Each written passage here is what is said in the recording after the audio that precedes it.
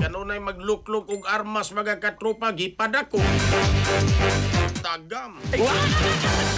Italia sa report atong sayron pinagis pagpamati ni katropag June 14. Live report.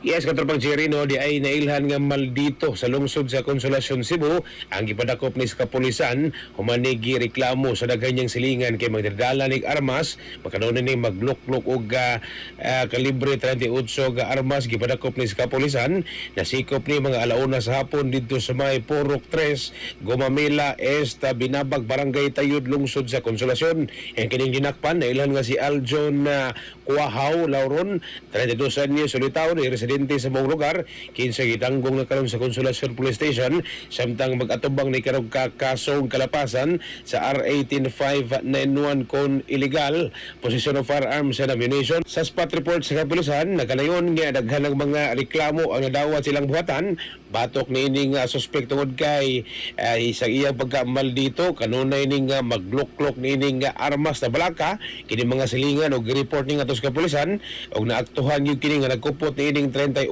ga revolver ga armas nga adunay duha ka mga buhing bala unya wa ra ba ni papilis dihang ipangutanan ni sa kapulisan kung naabay papilis ning iyang nga posil katropang Jerry hinungdan nga giposasan o gitanggong na karon sa selda.